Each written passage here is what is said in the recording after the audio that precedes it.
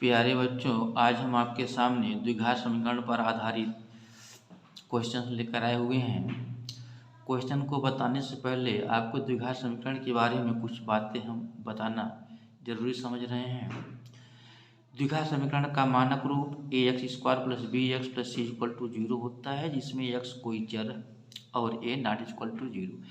जब a की value 0 हो जाएगी तो यह घात 2 वाला पद गायब हो जाएगा, जिससे यह रैखिक समीकरण हो जाएगा। इसलिए a का ≠ 0 होना ही जरूरी है।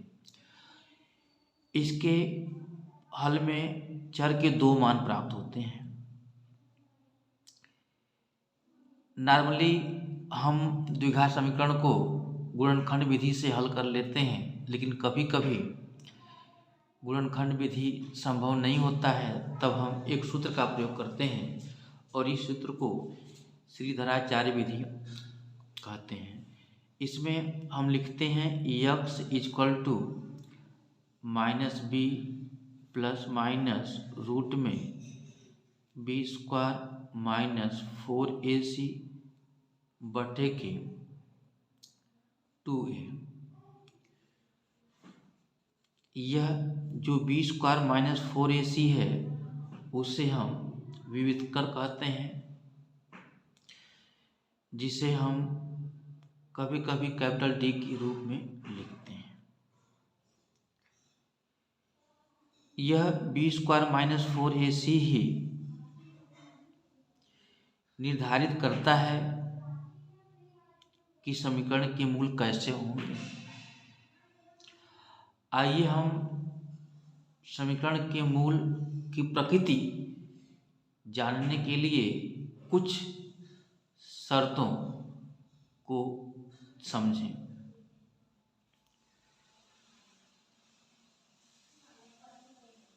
एक, यदि b² - 4ac is greater than 0, मतलब b² - 4ac का मान 0 से बड़ा हो और एक पूर्ण वर्ग संख्या हो तो समीकरण के मूल वास्तविक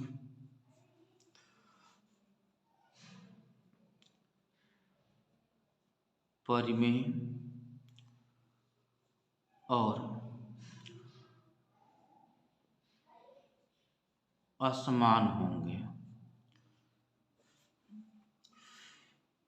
b² - 4ac का मान 0 से बड़ा और एक पूर्ण वर्ग संख्या हो। पूर्ण वर्ग में जैसे 1, 4, 9, 16, 25 इस प्रकार से कोई संख्या प्राप्त होती है, तब जो समीकरण के मूल होंगे वास्तविक के साथ साथ परिमेय होंगे। असमान मतलब अलग अलग होंगे। दूसरा पॉइंट, यदि b² - 4ac ग्रेटर देन 0 और एक पूर्ण वर्ग संख्या न हो तो समीकरण के मूल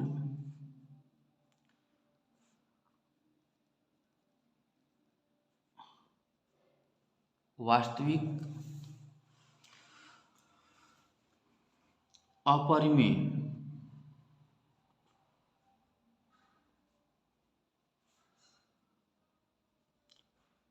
और असमान।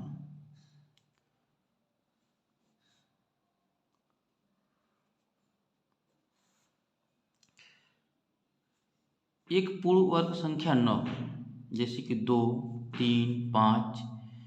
2, 3, 5 अगर b² - 4ac का मान आता है तो यहाँ रूट में 2 हो जाएगा। रूट में 3 हो जाएगा, रूट में 5 हो जाएगा। रूट लगे होने के कारण मूल अपरिमेय हो जाएंगे। तीसरा पॉइंट,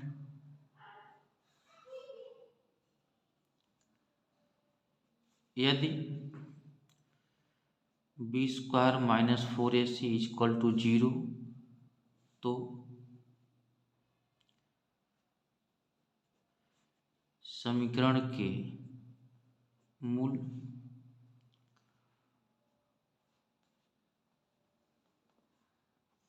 वास्तविक परिमेय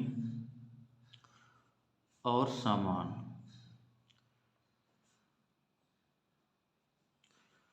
होंगे। अगर ये b² - 4ac का मान 0 के बराबर हो गया, ये बराबर हो गया 0 के, तो यह पद खत्म हो गया, बच गया केवल -b/2a। तो x = -b/2a, यह मान दोनों ही प्राप्त होगा, इसलिए समान हो जाएगा, और यह p/q के रूप जैसा होगा, इसलिए परिमेय होगा। नेक्स्ट पॉइंट, यदि b² - 4ac > 0 तो समीकरण के मूल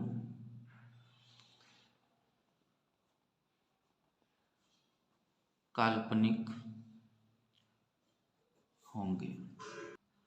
बच्चों, आइए हम एक क्वेश्चन लेकर के इस प्रॉपर्टी को समझें।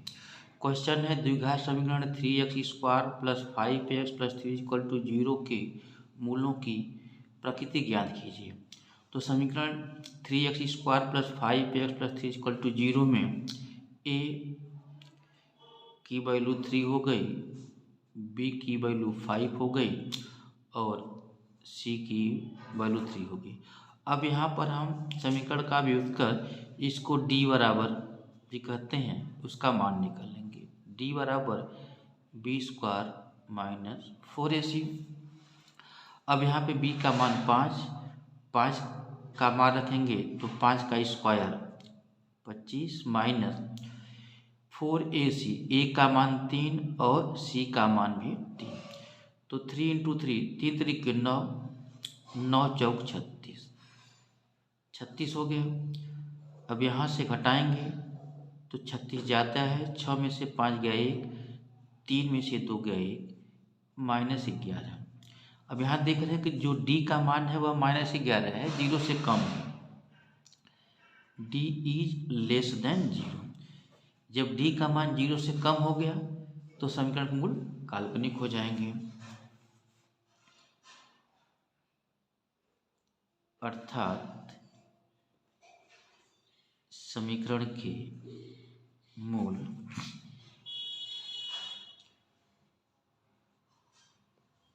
काल्पनिक होंगे। तो यह समीकरण का मूल हो गया। बच्चों, एक अन्य क्वेश्चन है, यदि द्विघात समीकरण 3x² + 12x + c = 0 के मूल समान हो तो c का मान ज्ञात कीजिए।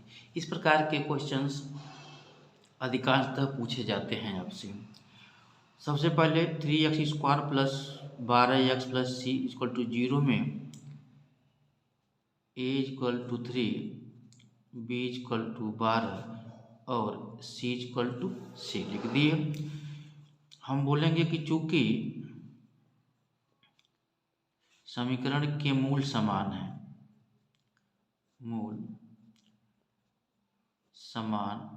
है, इसलिए व्युत्तर b² - 4ac = 0। यहाँ पे a, b और c का मान रख देते हैं। b का मान 12 है तो 12 का स्क्वायर 144 माइनस 4 × a का मान 3 है इंटू c = 0। ये हो गया 144 बराबर 4 की 12c, यह -12c होगा, राइट में भेज देंगे तो 12c हो जाएगा। यहाँ से c का मान 144/12, अर्थात c = 12 × 144, सी का मान 12 हो गया। बच्चों, इस प्रकार से क्वेश्चंस बहुधा आते रहते हैं। बच्चों, आपके सामने एक अन्य क्वेश्चन है जो कि यूपी बोर्ड के एग्ज़ाम में 2019 और 2020 में पूछा गया है। प्रश्न इस प्रकार से है, यदि द्विघात समीकरण P X square minus 2√5x plus 15 equal to 0 के दो मूल समान हैं तो पी का मान ज्ञात कीजिए। समीकरण P X square minus 2√5x plus 15 equal to 0 में ए के स्थान पे पी दिया हुआ है, बी के स्थान पे -2√5 और सी के स्थान पे 15 दिया हुआ है। मूल समान है, क्योंकि समीकरण के मूल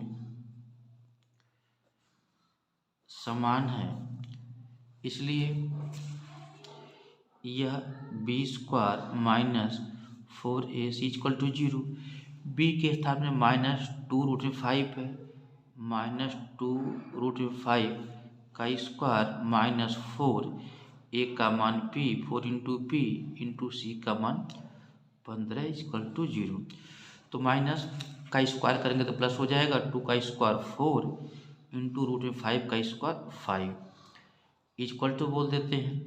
तो 15 चौके 60p, तो यहाँ से p इक्वल टू 5 चौके 20 बटे के 60, 20 एक कम 20 त्याई के 60, p इक्वल टू 1/3।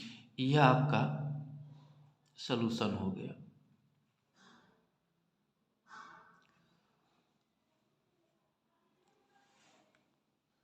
धन्यवाद।